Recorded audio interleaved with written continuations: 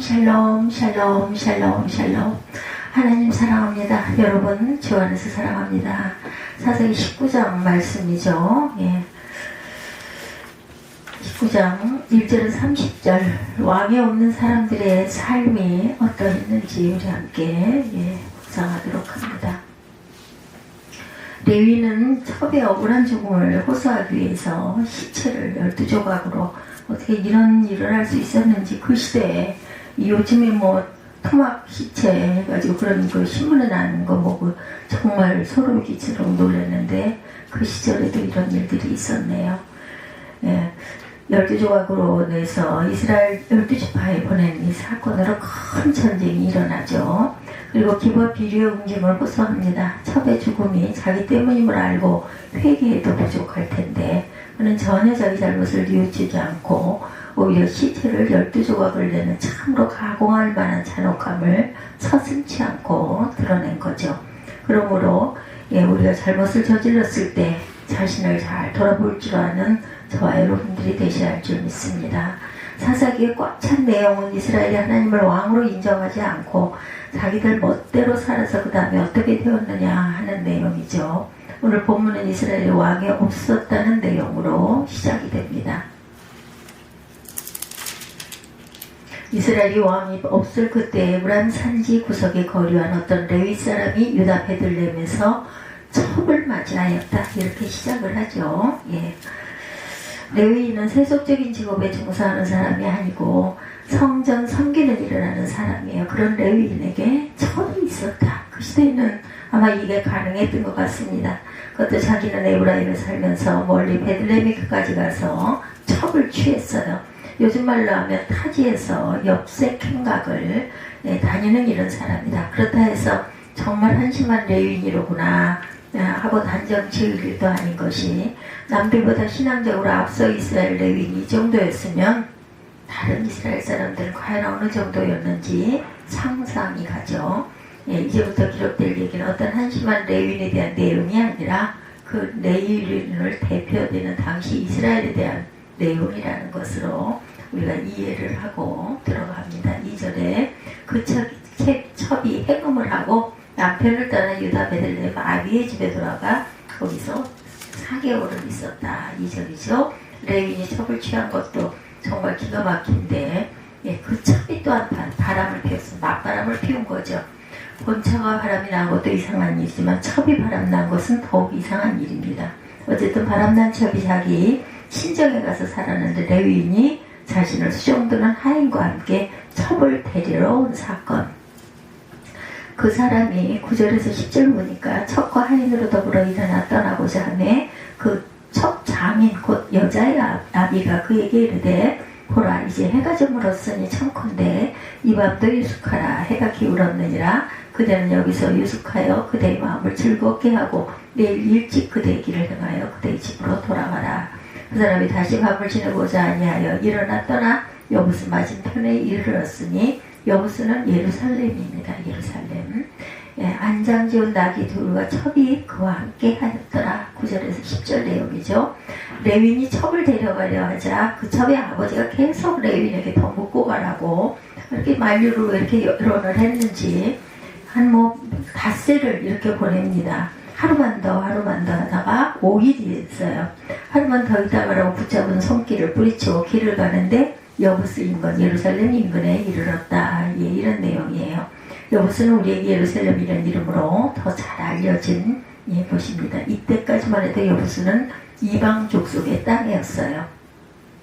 그들이 여부스에 가까이 왔을 때 해가 지려는지라 종이 주인에게 이르되, 우리가 돌이켜 여부스 사람의 성읍에 들어가서 유숙하십시다 하고 권하죠. 11, 2절입니다.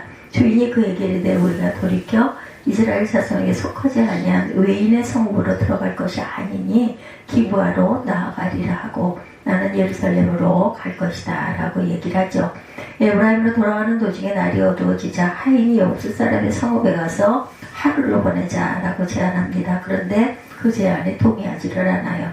비록 나그네지만 자기네들은 하나님의 선민인데 더러운 이방 땅에서 묵을 수가 없다는 거죠. 몸은 고들불지라도 기브아까지 가고자 합니다. 이 레위는 종교적인 자존심이 있는 사람이었어요. 까마귀가 노는 곳에 어떻게 백로가 갈 수가 있겠는가. 만일 그랬다가는 청파에 씻은 몸이 더럽혀진다라는 거죠. 적어도 자기는 할례도 없고 율례도 없는 이방 족속과는 구별되어 있다. 격이 다르다. 다른 사람이다. 그래서 하나님의 선민이 사는 기브아까지 갔어요. 기브아에 가서 유숙하려고 그리로 들이켜 들어가 성거리에 앉았으나 그를 집으로 영접하여 유숙해 하는 자가 없었더라. 15절입니다. 기브아까지 갔는데 아무도 영접하는 사람이 없습니다. 아마 그 시절에는 이렇게 나그네가 있으면은 자기 집으로 모셔다가 재워주고 이런 풍습이 있었던 것 같죠. 이 얘기는 요즘의 세상 풍토를 기준으로 생각하면 이해가 안 갑니다. 요즘 거리에 낯선 사람이 있다고 자기 집으로 청하는 사람은 없어요. 그렇죠? 그렇지만 이 시대의 팔레스타인은 아마 그렇지 않았던 것 같아요. 무엇보다도 성경에 그를 집으로 영접하여 유숙해 하는 자가 없었다는 내용이 기록되어 있어요. 레위 일행을 영접하는 사람이 없었다는 것이 정상이 아니다. 우리나라 조선시대까지만 해도 길을 가다가 날이 저물면 아무 집이나 문을 두드려가지고 하룻밤 유숙을 청할 수가 있었죠. 예, 저희는 영화에서 봤어요. 이리 오너라 하룻밤 과객이 유숙하고자 한다. 여쭈달라고 이렇게 하인에게 얘기하는 그런 그 모습들이 있었죠. 하물며 이스라엘은 손님 접대에 대한 우리나라와 비교가 되지 않는 그런 풍습을 갖고 있습니다. 유목민족이었고 사람을 구경하기 힘들어요. 그들에게 있어 손님은 언제나 아주 반가운 존재였다. 아무 텐트에나 불쑥 들어가서 나는 이곳의 손님입니다 하고 선언하면 사흘은 무조건 자기 마음대로 묵을 권리가 있었다고 그래요. 그런데 본문은 그런 시대였음에도 불구하고 자기 집으로 가고자 청하는 사람이 없었다는 이야기예요. 그만큼 악한 세대였다. 이미 16, 7절입니다. 날이 저물매 한 노인이 밭에서 일하다 돌아오니 그 사람은 본래 에브라임 산지 사람으로 기브아에 우거하는 자여 그곳 사람들은 베냐민 사람이더라. 노인이 눈을 들어 성읍거리에 행객이 있는 것을 본지라 묻되 그들은 어디로 가며 어디서 왔느냐 하고 묻습니다.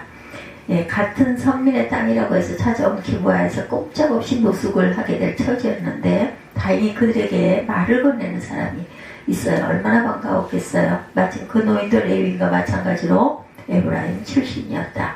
그들 일행이 노인의 집으로 갔는데 거기서 아주 기가 막힌 일이 벌어지죠. 마음을 즐겁게 할 때 그 성읍의 비류들이 그 집을 에워싸고 문을 두드리며 집주인 노인에게 말하여 가로되 내 집에 들어온 사람을 끌어내라. 우리가 상관하리라. 22절이죠. 예, 바로 소돔 고모라에서 나온 이야기와 동일한 이야기를 여기서 합니다. 하나님께서 소돔과 고모라를 멸망시키기 직전에 그 성의 상황도 바로 이랬던 거죠. 하다못해 어떤 집에 강도가 들어도 다른 사람들의 이목을 피해 몰래 들어가는 법인데 강도짓을 하러 들어가면서 빨리 문 열려고 대문을 걷어 차는 법은 없어요. 근데 본문에서는 지금 그렇게 하고 있습니다. 강간, 그것도 동성간의 강간이라는 극악한 행위를 마치 주막집 문을 두드려 술을 청하는 것처럼 당당하게 요구합니다. 하나님의 진노로 멸망할 수밖에 없었던 이방 도시에서 있었던 일과 동일한 일이 하나님의 백성들이 모여 사는 곳에서도 단어 하나 틀리지 않고 그대로 나타나요. 소돔과 고모라가 그래서 망하죠. 예, 불로 망합니다. 그리고 소돔과 고모라를 망하게 했던 죄악된 모습이 이스라엘에 그대로 반복돼서 나타났다. 결국 이스라엘도 망해야 한다라는 뜻을 갖고 있어요. 이스라엘이 가나안에 입성할 때도 같은 일이 있었습니다. 이스라엘이 가나안 원주민을 진멸하는 과정을 통해서 얻어야 했던 교훈은 하나님 없이 살아가는 사람들의 삶의 원칙을 하나님께서도 이 정도로 싫어하시는구나. 하나님을 외면하고 살아가면 죽을 수밖에 없는 것이구나 하는 사실입니다. 가나안 사람이 하나님 없이 살아서 멸망받을 수밖에 없었다면 자기들도 가나안 사람들이 살아가는 모습을 본받아 살아가면 결국 죽을 수밖에 없다는 사실을 깨달아야 했는데 이스라엘은 그 사실을 깨달지를 못하고 있어요. 그저 예전에 일어났던 전설 같은 이야기다 이렇게 생각을 한 거죠. 가나안 사람들을 내쫓아서 자기들이 그 땅을 차지한 다음에 가나안 사람들이 살아가는 모습을 그대로 모방하면서 살고 있습니다. 결국 그들도 아스르와 바빌론에게 망함을 받아야 했죠. 멸망받습니다. 자기들이 가나안 족속에게 했던 그 일을 고스란히 돌려받아야 해요. 인간의 부패한 심성에서 나오는 대표적인 현상의 행음이죠. 특히 성경에는 음행을 상당히 자주 거론합니다. 인간이 저지를 수 있는 죄 가운데 가장 극악한 죄가 음행은 아니겠죠. 법에 대해서 별로 아는 게 없지만 아마 최고형 어떤 걸까요? 예, 인간의 생존권을 박탈하는 살인일 거예요. 그런데 성경에서는 살인보다 음행이 훨씬 더 자주 언급이 됩니다. 어쩌면 음행이 우리 인간이 지을 수 있는 죄 중에 가장 빠지기 쉬운 죄라는 것 같기도 합니다. 그렇지만 여기서 보다 깊은 상징이 있어요. 성경에서는 그리스도와 교회를 신랑과 신부의 관계로 보죠. 신랑은 교회의 머리인 그리스도이고 신부는 그리스도의 몸인 교회입니다. 에베소서 5장 22절에서 33절이죠. 아내들이여 자기 남편에게 복종하기를 주께 하듯 하라. 이는 남편이 아내의 머리됨이 그리스도께서 교회의 머리됨과 같습니다. 그가 친히 몸의 구주시니라. 그러나 교회가 그리스도에게 하듯 아내들도 범사의 그 남편에게 복종할지니라. 남편들 아내 사랑하기를 그리스도께서 교회를 사랑하시고 위하여 자신을 주신같이 하라. 이는 곧 물로 씻어 말씀으로 깨끗게 하사 거룩하게 하시고 자기 앞에 영광스러운 교회를 세우사 티나 주름 잡힌 것이나 그런 것들이 없이 거룩하고 흠이 없게 하려 하시니라. 이와 같이 남편들도 자기 아내 사랑하기를 제 몸같이 할지니 자기 아내를 사랑하는 자는 자기를 사랑하는 것이라. 누구든지 언제든지 제 육체를 미워하지 않고 오직 양육하여 보호하기를 그리스도께서 교회를 보호함과 같이 하나니 우리는 그 몸의 지체이니라. 이러므로 사람이 부모를 따라 그 아내와 합하여 그들이 한 육체가 될지니 이 비밀이 크도다. 내가 그리스도와 교회에 대하여 말하노라. 그러나 너희도 각각 자기 아내 사랑하기를 자기같이 하고 아내도 그 남편을 경유하라. 에베소 5장 22절에서 33절 내용이죠. 결혼 예식 때 자주 인용되는 말씀이에요. 신랑이 신부를 어떻게 사랑해야 하고 신부가 신랑을 어떻게 섬겨야 하는지 자세히 기록되어 있죠. 그런데 끝부분에 난데없이 내가 그리스도와 교회에 대하여 말하노라 이렇게 되어 있습니다. 그리고 앞에서 얘기한 신랑 신부 얘기가 사실은 부부 얘기가 아니라 그리스도와 교회의 관계를 신랑과 신부의 관계에 비유해서 설명한 것이란 뜻이죠. 그렇다고 해서 이 내용을 결혼 예식 때 설교 본문으로 삼아서 삼으면 안 된다는 말은 아니죠. 뒤이어서 그러나 너희도 각각 자기 아내 사랑하기를 자기같이 하고 아내도 그 남편을 경외하라 이렇게 말씀합니다. 33절에서 에베소서 5장 내가 비록 신랑 신부의 관계를 빗대어 주님과 교회의 관계를 설명하고는 있지만 너희도 주님과 교회처럼 각각 자기 아내와 남편을 대하라는 뜻이에요. 성도덕이 점점 문란해진다는 얘기는 어제 오늘의 이야기가 아니죠. 상당히 심각한 문제입니다. 남녀가 잠자리를 같이 한다는 것은 서로의 체액을 교환하는 행위인데 잠깐의 쾌락을 탐하는 행위가 아니라 서로가 서로의 몸에 참여하는 행위입니다. 성찬식 뭐예요? 우리가 포도주를 나누고 떡을 떼므로 그리스도의 몸에 우리가 참여하는 것을 말하죠. 그렇다고 해서 남녀의 관계가 뭐 성찬식이라고 이런 잘못된 견해 때문에 수년 전에 아주 문제스러운 어떤 그런 그 가십이 있기도 했었습니다.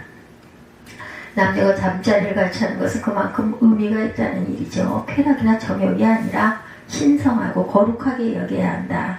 하나님께서 주신 신성한 선물을 잠깐 재미와 교환하는 것, 말도 안 되는 불경이라는 거죠. 사람과 사람 사이에도 반목이 일어나면 가장 먼저 나타나는 모습이 상대방에서 받는 선물을 훼손하는 모습입니다. 이런 맥락에서 하나님과의 사이가 멀어진 인간이 음란을 행하는 것은 하나님께서 주신 선물을 더럽히는 행위다 이렇게 할 수가 있죠. 어쨌든 불안당들이 가교를 이루지 못해 결국 그 레위인의 첩을 그들에게 내어줬어요.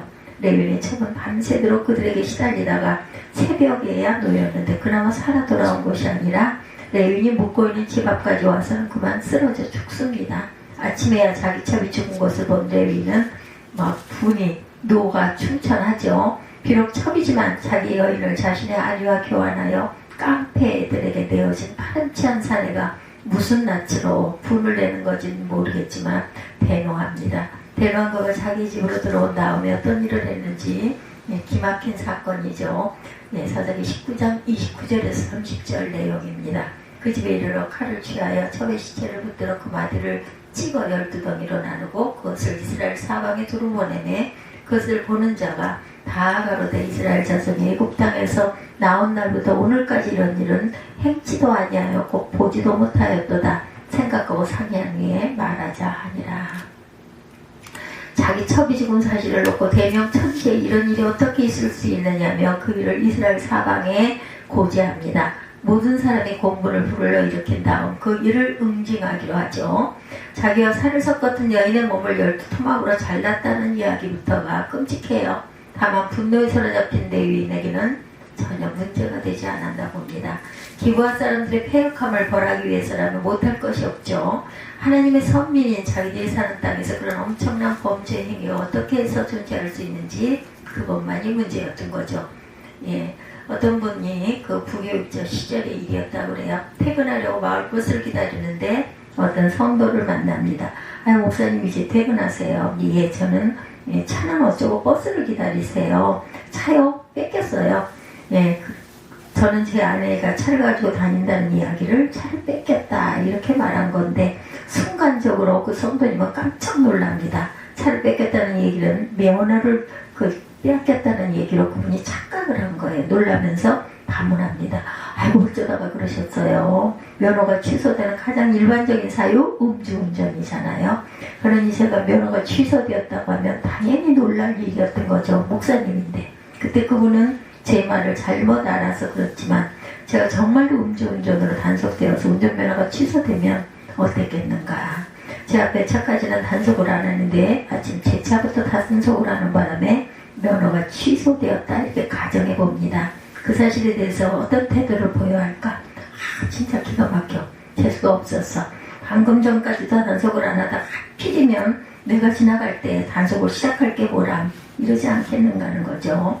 만나는 사람마다 일일이 투덜거리겠죠. 그 일을 두고. 목사가 음주운전을 하다가 적발되었으면 입이 10개라도 할 말이 없어야 하는데 해결남들이 알세라. 그렇죠? 조심해야 합니다. 설령 공정하지 못한 단속에 억울하게 걸렸다 하더라도 그 내용을 하소연해서는 안 돼요. 그저 목사로서의 신분을 그저 망각할 셈인가. 이거 기가 막힌 일이죠. 이것은 혼자만의 문제가 아니고 음주단속에 걸렸다는 사실을 억울하다고 푸념한 목사가 한심한 것만큼이나 하소연을 듣고 거기에 동조하는 사람도 한심하기는 똑같다. 어떤 목사님이 어디 몸 파는 곳에 갔다 오다가 강도를 만나서 지갑을 빼앗깁니다. 그러면 어떻게 해야 될까요? 강탈당한 액수가 아무리 많아도 그냥 자기 혼자 애를 태우고 말 건데 차마 남한테 얘기할 수 있는 내용이 아니에요. 그런데 그런 곳에 갔다 오다가 지갑을 빼앗긴 사실을 사람들을 모아놓고 하소연했다 이렇게 가정을 한다면 그 목사는 분명히 정상적인 목사가 아니라는 거죠. 그러면 그렇다 치고 목사가 그런데 목사에 대해서 살짝 어디 다녀왔다 말을 듣는 사람들은 또한 정상이겠는가. 명색이 목사가 자기가 어디에 갔다 왔다는 사실을 태연하게 말할 수 있는 사람들이 있다면 그 사람들도 역시 정상은 아니다. 레위인이 첩을 취했어요. 이상한 레위인이죠. 근데 그 첩이 불안당들에 의해서 능욕을 당하다가 죽었습니다. 그 첩이 복면을 당하도록 방조한 사람은 자신이에요. 내보내줬잖아요. 이 여자 데려다가 마음대로 해야 하고. 그런데 억울하다고 하소연을 하는 거예요. 그러면 그런 하소연을 듣고 거기에 동조하는 이스라엘 사람들의 수준은 대체 뭐냐. 기가 막힌 거죠. 그 레위인은 떳떳할 것이 없는 사람. 그런데도 자기의 억울함을 이렇게 하소연합니다. 시체를 12토막을 낼 정도로 극한 방법을 동원해서 자기의 억울함을 호소해요. 그리고 그 얘기를 듣는 사람들은 전부 다 그 레위인에게 동조합니다. 자기들의 애굽 땅에서 나온 이래로 지금까지 이런 일은 없었다. 물론 기브아 거민들이 잘못하기는 잘못했어요.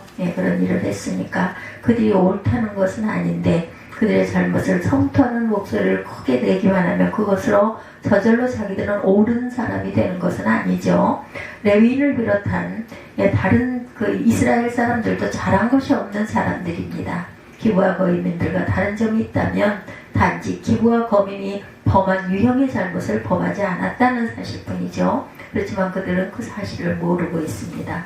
누가 보기에도 자기들은 하나님의 백성답게 살고 있는 정상적인 사람들인데 기구한 놈들이 천인공단 잘못을 저질렀다. 네, 그런 거죠.